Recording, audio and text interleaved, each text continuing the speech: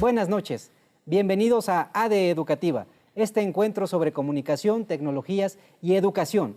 ¿Saben ustedes cuál es la importancia de la comunicación y la tecnología? Quédese con nosotros, nos acompaña el doctor Jorge Hidalgo Toledo, quien es presidente de la Asociación Mexicana de Investigadores de la Comunicación y además coordinador del área de comunicación de posgrados de la Universidad Anáhuac. Doctor, muy buenas noches. Muy buenas noches, Germán, un gusto estar con ustedes. Gracias, amigos. Para conocer más la experiencia sobre el experto que hoy nos acompaña, vamos a esta breve cápsula.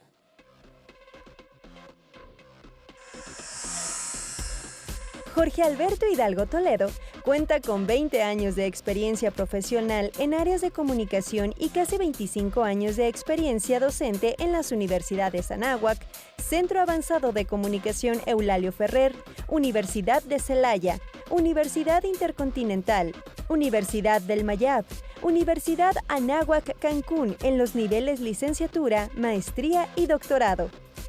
Es coautor de los libros Jóvenes, Participación y Medios de Comunicación Digitales en América Latina, Innovações em Relações Públicas e Comunicação Estratégica, RIA Editorial 2019, Medios y Mediación en la Cultura Digital.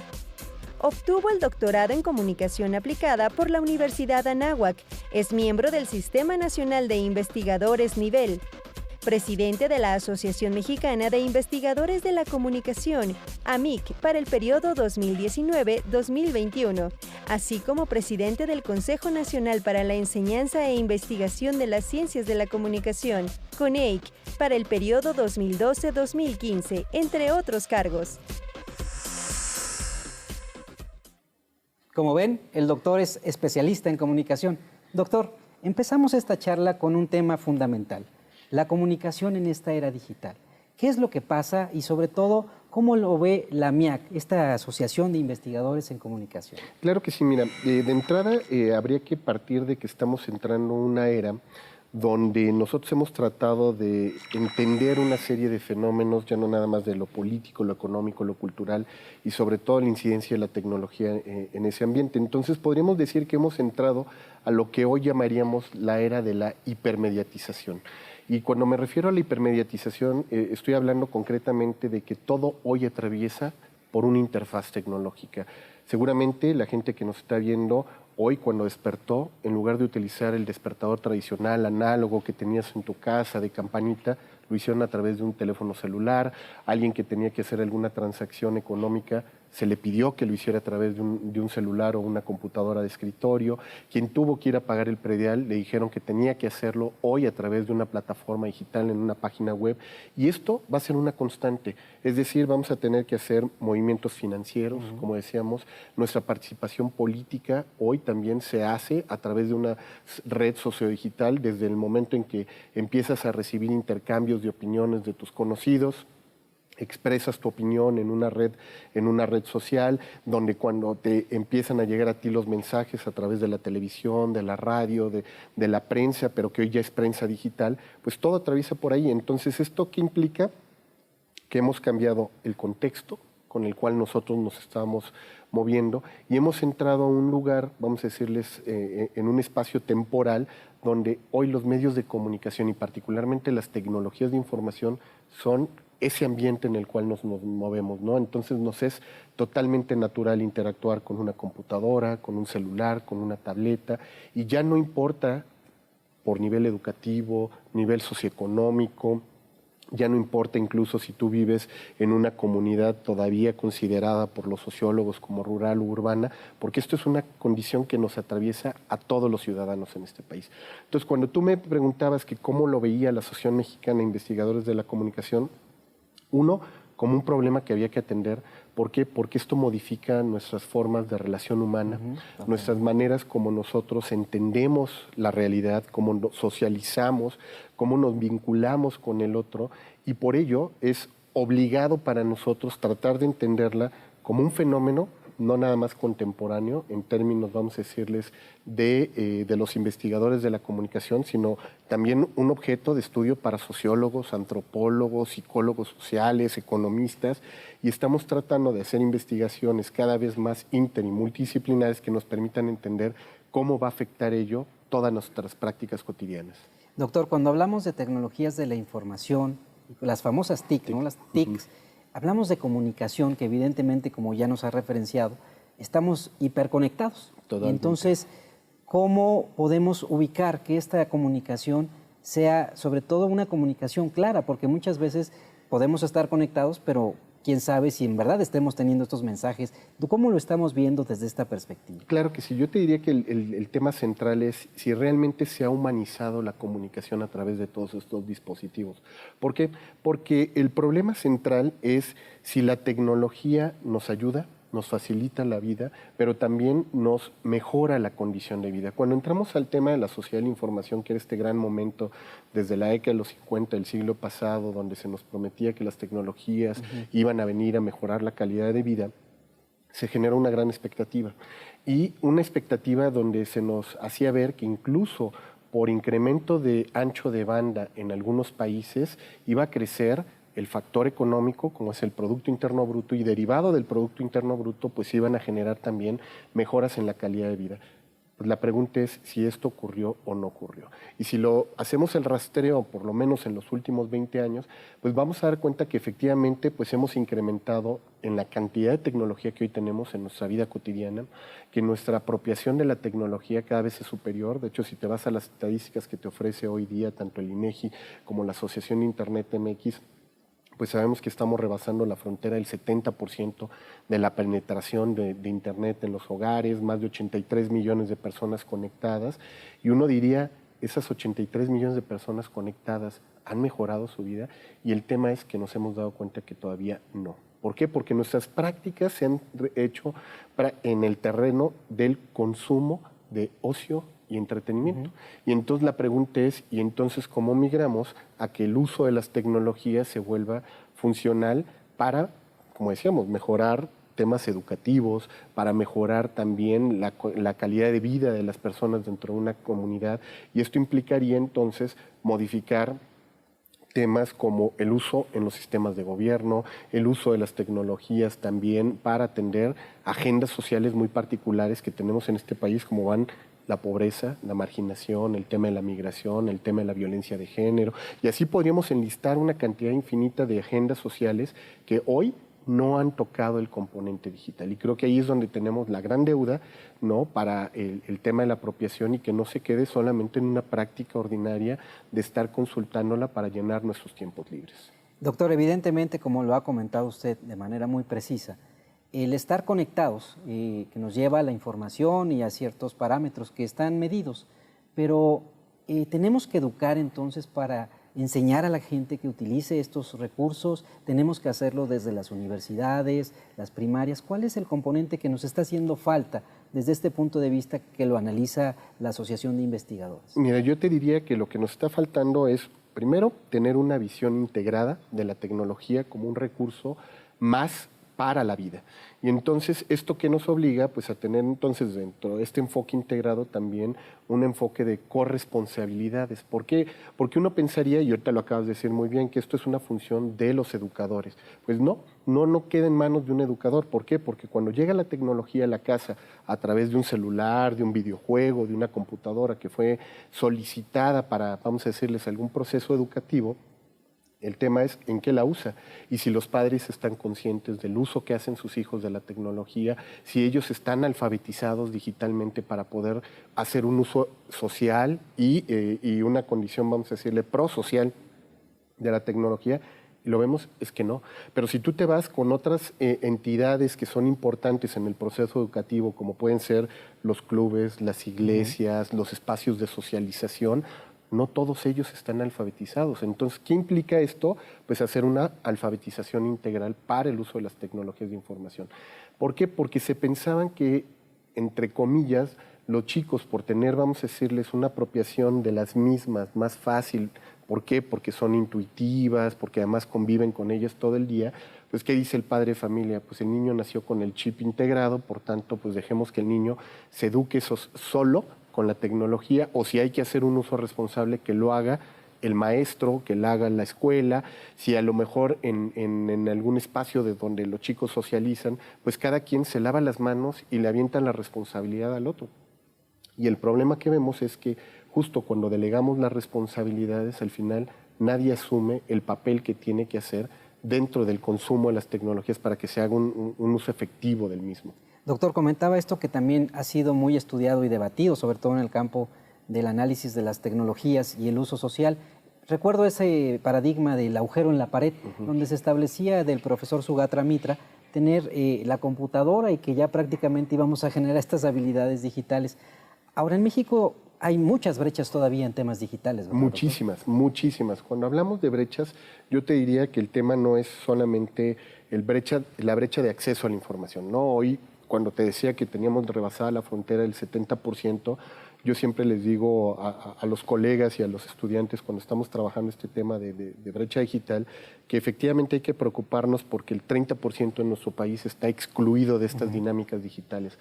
Pero más preocupante es que el 70% que dice estar dentro no está cambiando el mundo con estas tecnologías, que era la gran promesa de la sociedad de la información. Entonces, ¿qué es lo que vemos? Entonces, que se incorpora la brecha de género, porque la tecnología todavía no tiene una perspectiva de género en la manera como se socializa, como se involucran a las mujeres y a los hombres dentro de la dinámica productiva.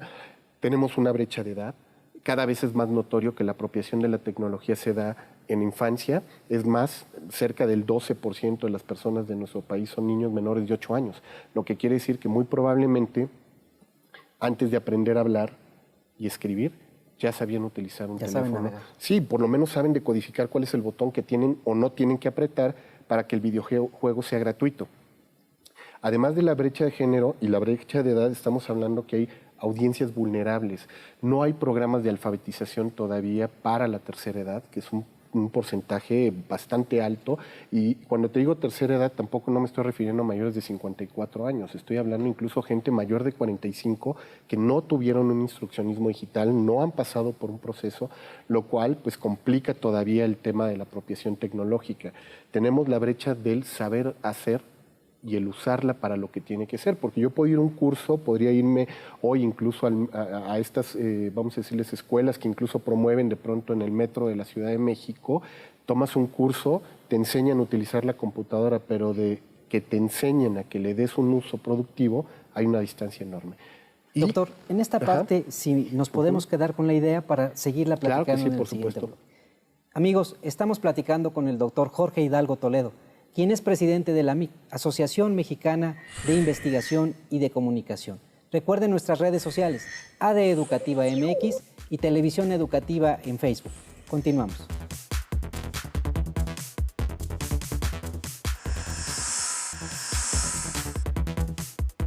Amigos, estamos de vuelta en AD Educativa.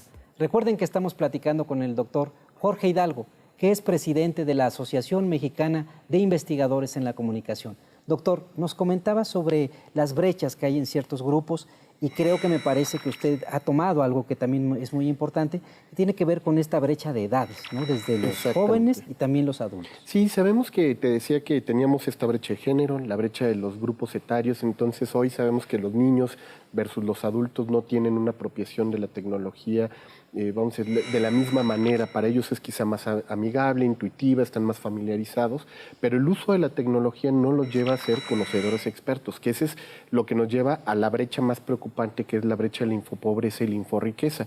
¿Por qué? Porque yo te decía que yo puedo saber utilizar la tecnología, pero de saber usarla a usarla correctamente hay una distancia enorme.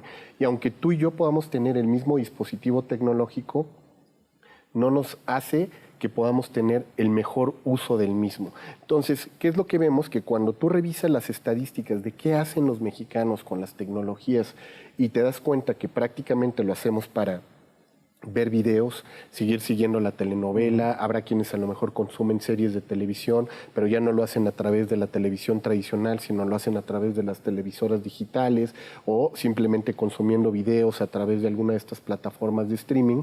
Pues te das cuenta que todavía hay una distancia enorme en sacarle provecho a la tecnología para generar un juicio de valor propio, incidir en la opinión pública y no se diga todavía transformar la realidad social.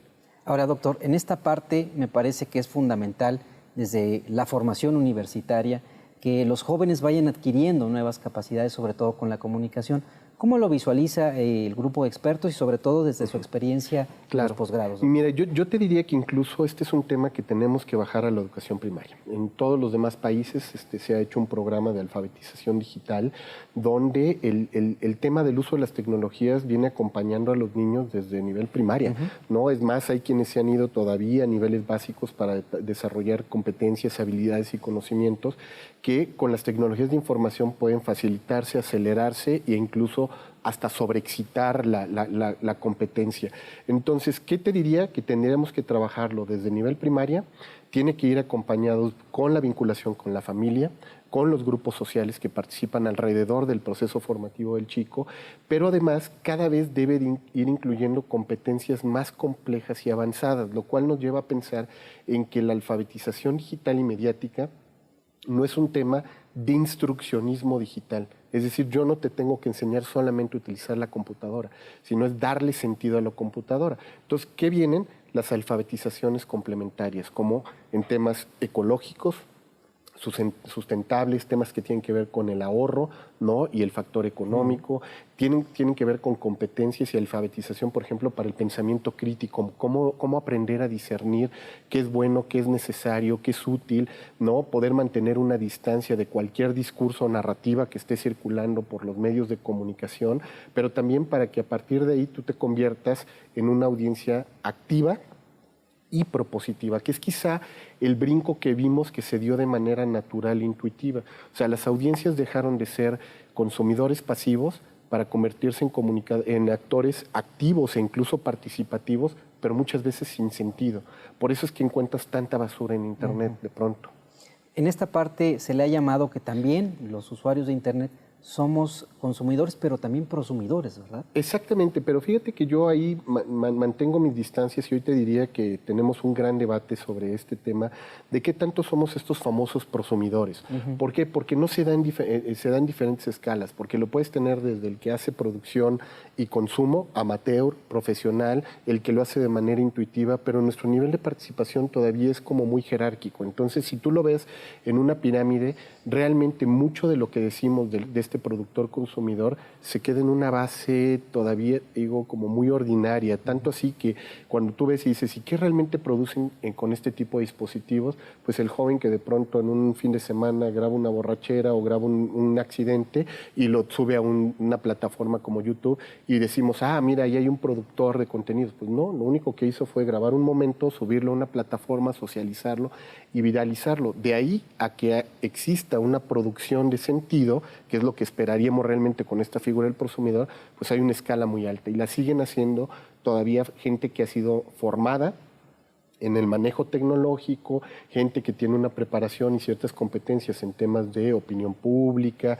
o que quieren y saben cómo incidir. Entonces, ¿esto a qué nos lleva a pensar? Que realmente cuando te hablaba de los niveles de instrucción y educación que deberíamos de tener por lo menos desde la educación media hasta la educación superior, es cómo incidir y transformar la agenda pública a partir del uso de las tecnologías, ¿no? Y esto ya implica y competencias más complejas. Ahora, han existido, por ejemplo, algunos países, como ya lo ha referido, que han incorporado en sus planes y programas de estudio toda una línea transversal de tecnologías de la información. Se habla también de programas de alfabetización mediática e informacional, pero en México ¿ha habido algunas experiencias positivas de esto? Sí, de hecho la misma Secretaría de Educación Pública, yo recuerdo hace algunos sexenios, tenía desarrollado todo un manual para los niveles de primaria y secundaria.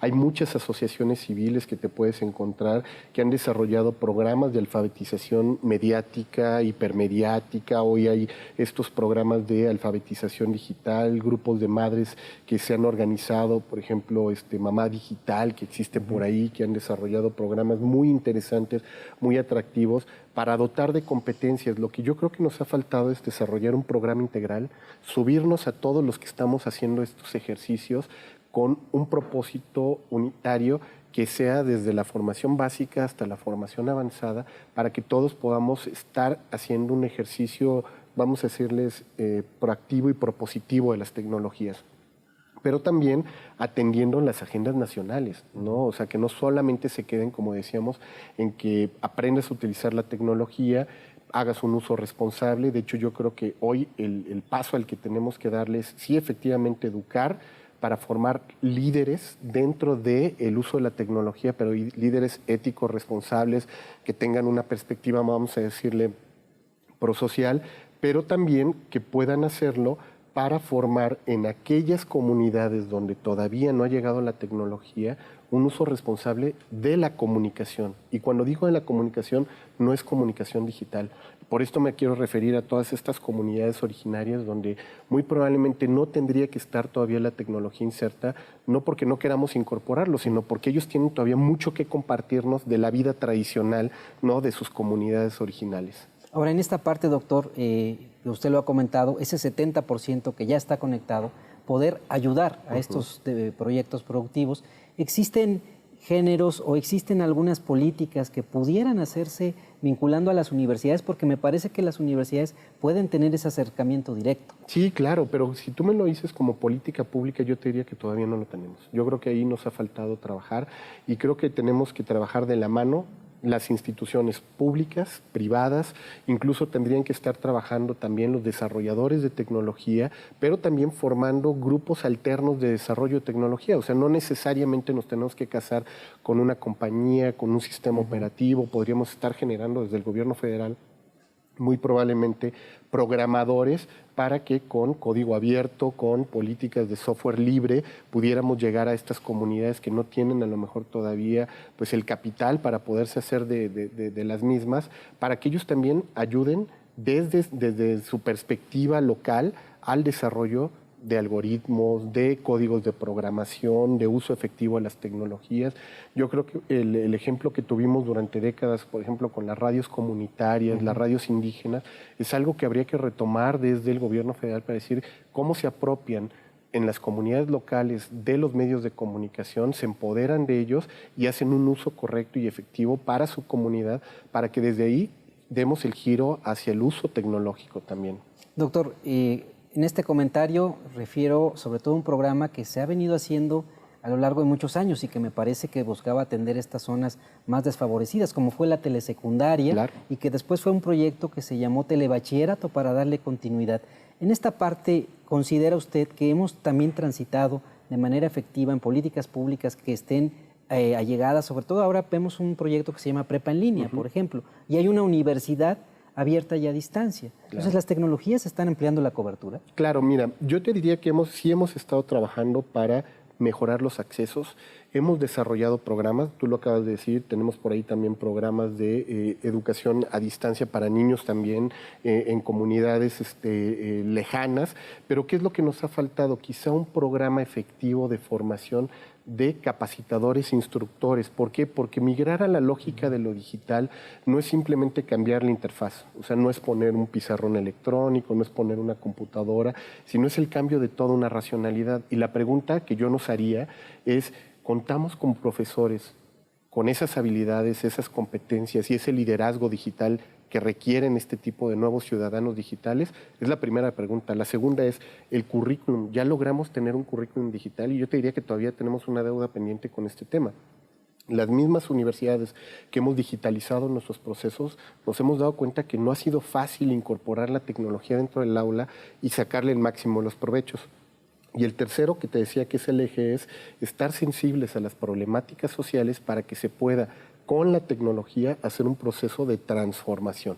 Y estos tres escalones pues implican un programa global, implican políticas públicas que no las estamos desarrollando, implica trabajo colaborativo, como te decía, entre los múltiples sectores, y eso es quizá el gran pendiente que hoy tenemos y que esperaríamos que el gobierno federal pues, nos pudiera marcar como una pauta para sentarnos a trabajar y de manera colaborativa desarrollar este proyecto participativo.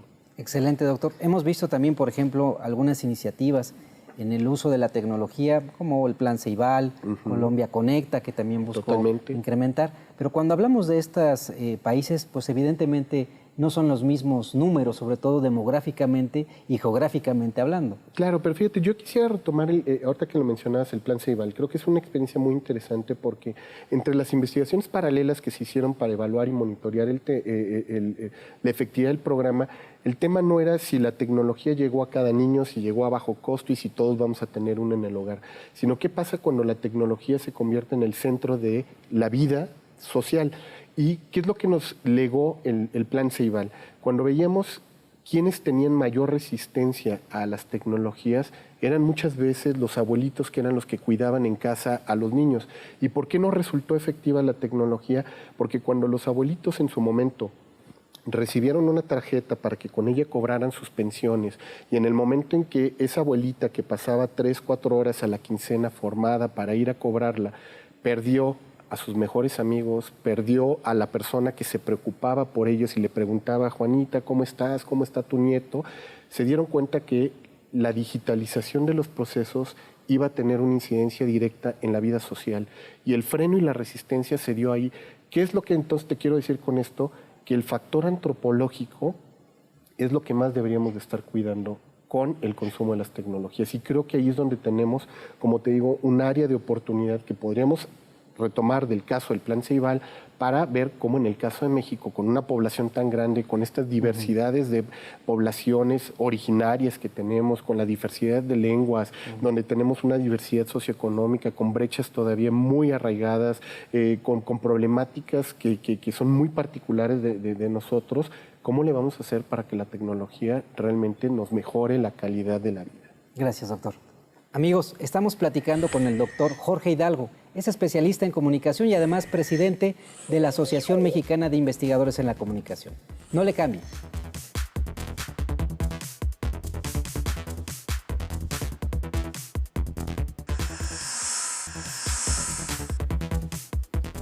¿Qué tal, amigos? Estamos de vuelta en ADE Educativa. Recuerden que estamos platicando con el doctor Jorge Hidalgo, que es presidente de la Asociación Mexicana de Investigadores en la Comunicación. Doctor, hemos ya transitado y su charla ha sido muy enriquecedora, sobre todo con el tema de la comunicación y los retos en la era digital, incorporándolo desde una perspectiva también educativa. Ahora, en esta parte, doctor, la información, lo hemos estado analizando en otros programas, creo que estamos transitando a una nueva revolución digital, donde el Big Data, el Machine Learning y sobre todo la ciencia de datos, que es el componente que está transitando y cambiando, genera nuevos retos para la comunicación, doctor. Así es, yo justo cuando estábamos fuera del aire estábamos platicando de este tema del desafío que presenta la cuarta revolución industrial, ¿no? El tener el componente Internet como el más grande de los energéticos, que va a seguir moviendo la parte económica, política, social y cultural. Pues decíamos, ¿qué pasa cuando le metes Internet de las cosas, cuando le metes inteligencia artificial, robotización de procesos? Pues complejiza. ¿Por qué? Porque hoy nuestra apropiación tecnológica, lo decíamos, está en un nivel muy básico, es simplemente informacional, es simplemente un consumo para llenar nuestros tiempos muertos. Y ese es el problema, que son los 2 minutos que antes teníamos en lo que esperábamos el camión, entrábamos al dentista, pues eran tiempos que todavía dialogabas, hoy son tiempos de consumo.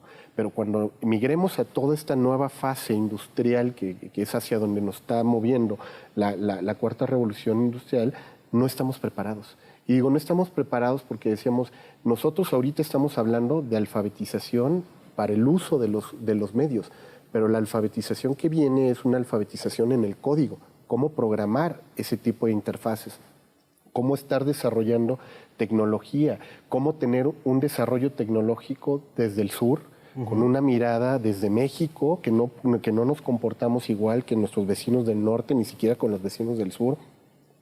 Y esto implica, pues, aprender el código, aprender el lenguaje, aprender la tecnología, empoderarnos de la tecnología y modificar el uso de la tecnología para una realidad como la nuestra.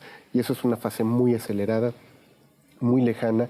Lo que decíamos, estamos desfasados en la academia, tenemos que ser sinceros, estamos desfasados en la academia para poder atender todavía con la profundidad, la velocidad a como lo está haciendo la industria. La industria, por el recurso tecnológico que tiene, el recurso monetario, la manera como lo están haciendo, pues ellos van a pasos agigantados. O sea, cuando nosotros nos dimos cuenta que había llegado la ola digital, ya no era una ola, era un tsunami, ¿no? Y nosotros nos tuvimos que subir, surfear junto con la ola para no ahogarnos. Pero eso no le pasa al ciudadano común y al ciudadano de a pie. El ciudadano de a pie sí llegó la ola, lo revolcó y a algunos los está ahogando y a algunos no les va a permitir llegar al otro momento. Y por eso es la velocidad a la que tenemos que actuar también nosotros para poder asistir a todos los que no han sido beneficiados con estas políticas, apoyar a nuestros gobiernos para desarrollar una política efectiva para podernos subir y además hacerlo de manera acelerada y participativa.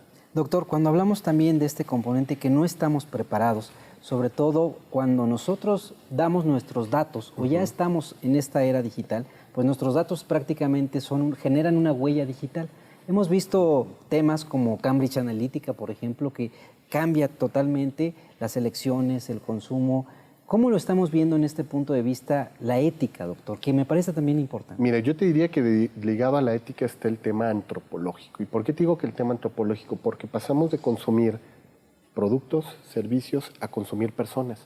Y cuando digo que pasamos a consumir personas es que un mexicano promedio pasa 3 horas 30 minutos en redes sociales. ¿Qué haces en redes sociales si no ver tu perfil, el perfil, el perfil? Es decir, vamos consumiendo la vida de esos sujetos. ¿Por qué? Porque como bien lo mencionas, la huella digital que van dejando, donde registran fotografías de la familia, el estado de ánimo, qué es lo que los alegra, pues toda esa información, sus estados psicoemocionales quedan registrados en una base de datos. La pregunta es, ¿quién hace uso de esa base de datos?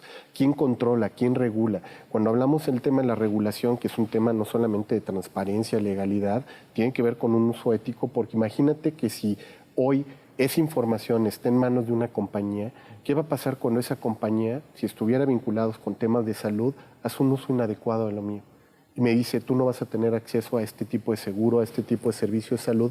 ¿Por qué? Porque podemos predecir incluso que en 5 o en 10 años tú vas a padecer una enfermedad crónica y vas a dejar de ser una persona productiva y vas a dejar de ser alguien, vamos a decirle, útil para la sociedad. Y alguien decidió arbitrariamente desecharme como sujeto por un modelo predictivo que se sacó a través de esto, lo cual nos obliga a tener una vigilancia muy cercana de los desarrolladores de la tecnología, de los que hacen uso de estos datos, porque ahorita nos preocupó por el tema de la opinión pública y cómo a través del uso de estas tecnologías, de estos datos, pudieron generar un modelo para que apareciera en mi perfil algo cercano a que yo decidiera mi voto por un candidato o no.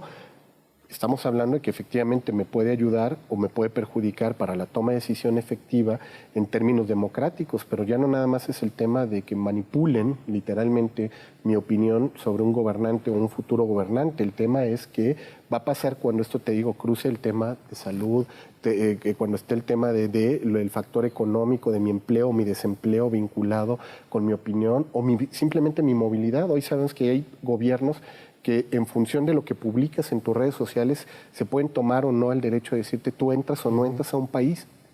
Entonces, hoy todo está siendo controlado por la información, no es ciencia ficción. La gente que piensa que esto que están viendo en algunas de las series donde ven las consecuencias de la manipulación de la data está muy lejano, yo siempre les digo, eso ya es tiempo pasado, ¿no? La pregunta es más bien, ¿qué están haciendo hoy con ello? Porque hoy sabemos que el celular no solamente te escucha, te ve, se activa tu cámara sin que tú te des cuenta, pueden registrar el tipo de gesto que estás expresando y a partir de tu expresión facial pueden saber si estás triste, si estás alegre, y hoy te mandan publicidad vinculada a ello, pero el día de mañana te van a mandar otro tipo de información para manipularte, porque saben que si estás triste, pues es más fácil condicionar tu opinión hacia una u otra persona. Ahora, doctor, en esta parte que usted ha comentado, sobre todo con este consumo masivo, y que además si lo vemos, por ejemplo, en el rubro de lo que está sucediendo en el mercado laboral, porque hay que decirlo, LinkedIn pues documenta que las 10 carreras más demandadas, pues 7 están vinculados con arquitectura de información, ciencia de datos, diseñadores web. ¿Qué es lo que pasa con la comunicación en este componente? También se vuelve una profesión central y estratégica, ¿no? Hoy siempre decimos que la comunicación pasó de ser pues una herramienta que tenían algunas empresas, algunas instituciones para convertirse en el corazón neurálgico y estratégico de esta era. O sea, hoy todo pasa por el tema de la toma de decisión a partir de datos. Entonces nosotros dejamos de ser productores de contenidos para convertirnos en analistas de información, para convertirnos en científicos de datos, pero también con no solamente el dato cuantitativo, sino el dato duro que te ofrece la parte cualitativa de estar en contacto con las personas, hacerles entrevistas, conocer sus preferencias, motivaciones, inquietudes. Entonces, hoy, como dices, la comunicación es central junto con la ciencia de datos y las ciencias cognitivas, porque trabajamos las tres áreas hoy para modificar patrones sociales y antropológicos. Ahora, en esta parte, doctor, la comunicación y la mercadotecnia, me parece que vienen también de la mano. Sí, por supuesto. ¿Por qué? Porque los que están desarrollando estos nuevos dispositivos tecnológicos tienen un modelo de negocio. Y un modelo de negocio que se tiene que sustentar, que tiene que validarse y que tiene que recuperar toda la inversión. Y si eso lo ves, y esa racionalidad la ves ya no nada más en el sector privado, sino lo ves en el sector público, en las ONGs, pues hablamos de que hoy comunicación y mercadotecnia prácticamente son un componente estratégico para las dos instancias, y sobre todo porque detrás de la comunicación y la estrategia de comunicación en la parte mercadológica está temas como retorno a la inversión, como generar, vamos a decirles en el lenguaje que ellos utilizan, KPIs o metas medibles, evaluables, lo cual hace que pasemos de medir intangibles a convertirlos en tangibles, porque tú tienes que dar un resultado. Y ahí es donde la ciencia de la mercadotecnia se apoyó de las estrategias de la comunicación de la mercadotecnia, y hoy hacen un trabajo colaborativo conjunto.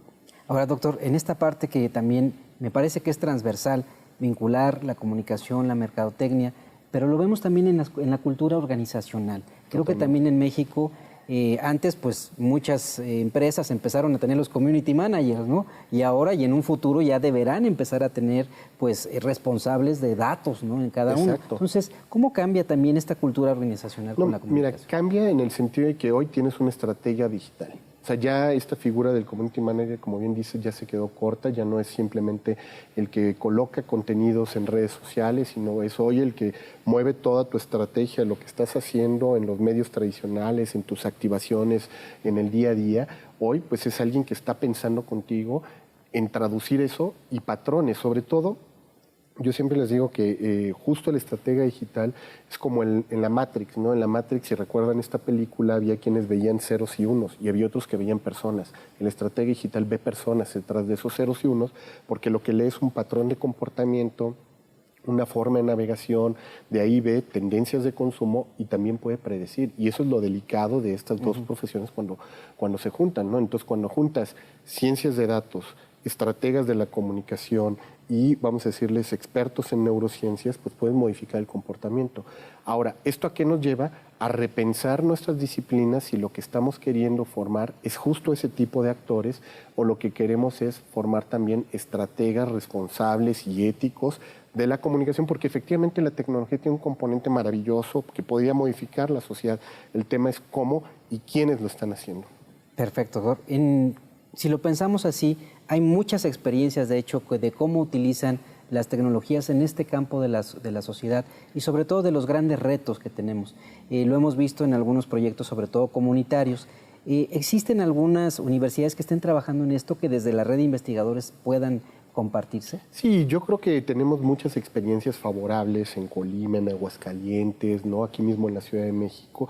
Yo creo que aquí más bien habría que empezar a todavía impulsar más lo que hoy le llamamos el emprendedurismo social en comunicación, que es justo esta rama, ¿no? Identificar una problemática de tu país y proponer desde la comunicación una solución. Y si además le pones el componente tecnológico, puedes ayudar a sectores agrarios, sectores, te digo, marginados, sectores vulnerables, y hay muchas experiencias, o sea, podríamos enlistar algunos de estos. De hecho, hay hoy fondeadoras sociales de este tipo de proyectos, pero todavía te podría decir que están en una fase inicial, están todavía en una fase de prueba para ver si estos modelos también se convierten en modelos redituables para que puedan autosustentarse y sobre todo después fondear otras iniciativas secundarias. Amigos, recuerden que estamos platicando con el doctor Jorge Hidalgo, que es presidente de la Asociación Mexicana de Investigadores en la Comunicación. Recuerden nuestras redes sociales, TV Educativa MX en Twitter y Televisión Educativa en Facebook. Mándenos sus comentarios para nuestro experto del día de hoy. Continuamos.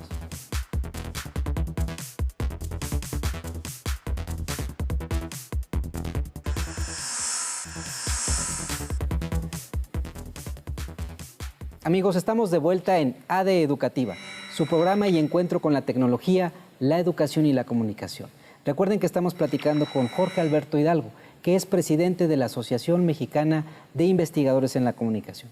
Doctor, en esta última parte del programa me interesa mucho que pudiera comentarnos sobre los retos de la comunicación en el tema de los medios, porque finalmente los medios están también en todas partes. Si antes era la televisión, el radio, hoy en día estamos hablando ya que los medios son digitales. Exactamente. Yo creo que aquí bien lo dices porque pareciera que el ecosistema del que hemos estado hablando es un ecosistema totalmente digitalizado y los medios tradicionales todavía tienen un papel preponderante en nuestro país, aunque vemos que algunos de ellos, como la televisora, está pasando algunas crisis en términos de la migración de sus audiencias hacia las otras plataformas. El tema es que la gente no ha dejado de consumir, al contrario, ¿no? Aunque vemos una crisis en las televisoras abiertas, pues lo que vemos es una migración hacia el boom de los contenidos audiovisuales distribuidos en ellos. Pero bueno, cuando hablamos entonces del papel que tienen, yo creo que habría que hablar del papel de los medios públicos. Yo creo que ese es un tema fundamental para nosotros como AMIC, ¿no? Nos ha preocupado mucho porque los medios públicos no solamente tienen la función, vamos a decir, de servir como contrapeso, sino también en función de los procesos de democratización, porque pueden darle acceso a otras voces que no habían tenido su participación en los medios privados. ¿Por qué? Porque ellos tienen agendas, intereses y vamos a decirles temáticas muy particulares. Los medios públicos, como es el caso de la televisión educativa, cumplen un papel preponderante para democratizar los procesos, para darle cabida a las otras voces, a los grupos vulnerables, a los grupos marginados. Yo creo que el tener una oferta de calidad dentro de los medios públicos es lo que va a hacer que de pronto las audiencias regresen también a ellos, a verlos como sus espacios, ¿no? Como sus banderas para hablar de sus temáticas y de sus inquietudes. Pero ¿esto qué implica? Necesitamos entonces un sistema público que también sea autónomo, que sea autosustentable, que tenga libertad de expresión, donde puedan de alguna manera todos los que están participando pues verse beneficiados también dentro de esta lógica y poder sentir que están incidiendo sin tener una agenda coartada, ¿no? Y que tampoco no se sientan que pues responden a intereses ya no solamente del Estado, porque son cosas muy diferentes los medios estatales que los medios públicos, ¿no? Ahora, en esta parte, doctor, los medios públicos, sobre todo cuando transitamos a esta era digital, pues tienen el gran reto de producir ahora sobre lo digital, porque muchos tienen el reto sobre todo de inversión en presupuestos, en recursos económicos. Y tú lo has dicho, ¿por qué? Porque el tema de la cultura digital y la convergencia nos habla del consumo multipantalla. Entonces la pregunta es, con los recursos que hoy tiene un medio público, ¿puede producir radio, televisión para multiplataformas? ¿Quién va a servir como el desarrollador de contenidos? ¿Quién va a ser el administrador del contenido? Porque entonces lo que estamos hablando es de que necesita sujetos multicompetentes también trabajando con ustedes para que el mismo contenido y con su lenguaje particular se vaya para internet, para redes sociales, para videojuegos, para contenidos sonoros. Y esto pues habla de un recurso, de una infraestructura que habría que ver si nosotros como mexicanos, cómo podemos ayudar y alimentarla, porque entonces ya no nada más es con el subsidio natural del Estado, sino quizá también como en otros países donde los mismos ciudadanos participamos en generarle autonomía y también pues una libertad de expresión al mismo medio. Hemos visto también grandes medios, sobre todo el Canal 22, el 11, que son medios hermanos, el propio sistema público de radiodifusión, que ahora están haciendo alianzas, ¿no? Para poder cubrir otros eventos o hacer otro tipo de estrategias. ¿Esto puede resultar positivo? Sí, puede resultar positivo en términos, vamos a decirles, de una fórmula de producción. Pero yo lo único que cuidaría es que no se conviertan, vamos a decirles, en instrumentos de una agenda, ¿no? Entonces ahí el tema, como lo hemos dicho siempre, si ustedes mantienen autonomía editorial, autonomía económica y se respeta esa autonomía, yo creo que el uso de los recursos puede favorecer para poder entrar en la lógica convergente y multipantalla.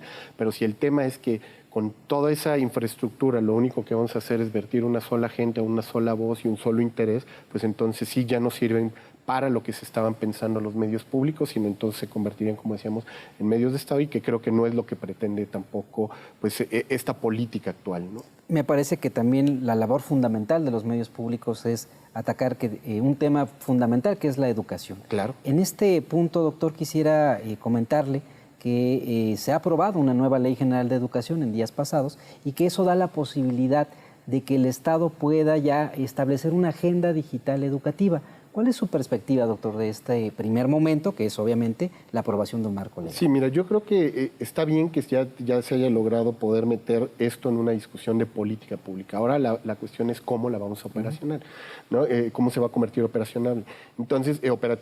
Entonces, el tema es, se democratizó la participación de todos los actores involucrados con el proceso para resolverlo, y yo creo que ese es el gran tema todavía que habría que ver dentro de la agenda digital, es qué actores se van a subir para participar en el proceso formativo, cómo los vamos a ayudar, todas estas instancias para que esto se acelere y se pueda lograr, y además que se logre de manera efectiva, porque justo lo que decías ahorita, lo podemos ver bien en términos de que ya está, vamos a decir, en un marco regulatorio, pero si nos va a pasar como en antiguos gobiernos, donde de pronto veíamos la implementación de una política o una supuesta política de agenda digital y al final veías que estaba casada con intereses de algunos sectores, de algunas compañías, donde de plano se implementaba tecnología en lugares donde ni siquiera teníamos electricidad, donde quedó desatendida incluso el mantenimiento y la capacitación para los instructores, estaríamos fallando, ¿no? Entonces yo creo que la única manera como lo vamos a poder resolver es haciendo estos sistemas de coparticipación, corregulación, ¿no? y involucrando a todos los sectores para que se dé también una apropiación natural de la misma. Ahora, hemos visto programas que han sido, sobre todo, y lo hemos tocado a lo largo de la charla, que ha venido a transitar entre la infraestructura, los contenidos, los recursos y sobre todo cómo llevar a este país que es largo, que es complejo, además sobre todo en coberturas, pero en esta parte transversal que tiene que ver con la conectividad, doctor, ¿cómo estamos o cómo lo visualizamos? Se ha platicado de un programa de Internet para todos. Eso será una nueva opción. Claro, pero volvemos al tema. El tema ya, yo creo que habría que rebasarlo, no es el acceso, ¿no? La guerra de las pantallas no se resolvió dando más acceso a los hotspots o a los conectores de tecnología. El tema es el sentido que tiene que tener la tecnología en la vida pública. Y creo que esa es una brecha mayor, porque si en la agenda digital solamente le estamos pensando en dotar de puntos de acceso, en que todo mundo pueda tener el dispositivo y al final lo vamos a seguir utilizando para consumir, pues estaríamos fallando, ¿no? Entonces, por eso decíamos que tiene que ser un programa integral, un programa profundo, un programa basado en la persona, pero para atender las grandes brechas y desigualdades que tenemos en este país. Entonces, si tú me dijeras cuál es el gran pendiente, la mirada desde el otro, pensado desde los otros. ¿Por qué? Porque si no tiene sentido para una comunidad tener tecnología, entonces ¿para qué llevamos tecnología a sus lugares? Mejor hay que llevar agua, ¿no? Hay que llevar alimentos, hay que llevar soluciones agropecuarias, ¿no? Y no estar invirtiendo en tecnología si esa tecnología no aporta sentido a su comunidad. En este punto que usted comenta, doctor, los maestros. Los maestros es el papel transformador 100% de la educación. ¿Cómo podemos hacer que los maestros también se sumen a este proyecto de que la tecnología puede ser un componente para mejorar clase, sobre todo llevarla fuera de la clase? Claro, yo te diría que habrá que revisar el programa de formación de normalistas, educadores y profesores, porque el tema de lo digital se ha vuelto, te digo, como un añadido, un pegote, como si fuera una competencia que en un curso de 60, 120 horas pudiera resolver. Y esto no tiene que ver con eso. Yo decía que el tema de la formación para la era digital implicaba cambiar de racionalidad. Y esto, pues, es un trabajo profundo que no se puede quedar en 2, 3 materias. O sea, un normalista, un profesor, tiene que recibirlo desde toda su formación, el componente del pensamiento digital, de las competencias digitales, del uso de la tecnología con un fin social. Y esto, pues, implica, te digo, más allá de simplemente sentar a los pobres profesores a que se tomen un curso de fin de semana, ¿no? Implica de verdad hacer un programa profundo para ver qué necesidades reales hay, incluso por comunidades, para que desde ahí el profesor realmente se vuelva un facilitador de la tecnología. Doctor, a partir de la MIC, ¿existen algunos foros, encuentros que realicen periódicamente que pudiera conocer nuestra audiencia? Sí, claro que sí. Mira, yo los invitaría para que visiten la Asociación Mexicana de Investigadores de la Comunicación, la MIC, en su página de internet www.mic.mx. Pueden encontrar información constante. Hay mucha investigación que socializamos todos los miércoles en punto de las 6 de la tarde, hora del centro de la Ciudad de México. Transmitimos un seminario digital con expertos que dialogan, profundizan en este tipo de temáticas. Es un foro abierto, es un seminario interactivo que se tiene, pero además hacemos encuentros anuales y encuentros regionales. Entonces yo los invitaría para que estén pendientes de los distintos eventos que organizamos, pero sobre todo también que vean lo que están haciendo las muchas universidades de este país que trabajan sobre este tema de la agenda digital y el tema del uso responsable de los medios de comunicación. Nosotros particularmente en la Universidad de Anáhuac tenemos pues varios programas tanto de licenciatura, de maestría y de doctorado donde estamos formando expertos en esta materia y tenemos un programa permanente donde la gente puede ir, buscar alguno de estos temas, tomar alguno de estos cursos diplomados o también alguno de los seminarios abiertos y gratuitos que tenemos en el área de posgrado. Finalmente, doctor, ¿cuáles son los requisitos para pertenecer a MIC o ser parte de esta importante asociación? Mira, en primera instancia, tener un trabajo de investigación hecho, publicado y difundido, ya sea a través de algún libro, a través de alguna revista indexada, a través de algún tipo de publicación, que tengas la validación también por tus pares. Es importante que alguien dé una carta de recomendación validando tu trabajo como investigador, pero bueno, además de esto, pues hay algunos documentos básicos que les pedimos, pero realmente fuera de eso, más bien el tema es interés por hacer investigación por este país, ¿no? Para saber que hay que difundir el conocimiento, socializarlo el conocimiento y seguir generando conocimiento. Muchas gracias, doctor. Muy importante el papel de la asociación y sobre todo que haya colaborado en esta experiencia que tiene en el tema de la comunicación. No, pues al contrario, muchísimas gracias a ti, a tu auditorio y esperamos que esta información les sea de utilidad. Muchísimas gracias. Amigos, hemos llegado al final de este programa. Recuerden visitarnos en nuestras redes sociales, TV Educativa MX en Twitter y en Facebook, Televisión Educativa MX. Hasta la próxima.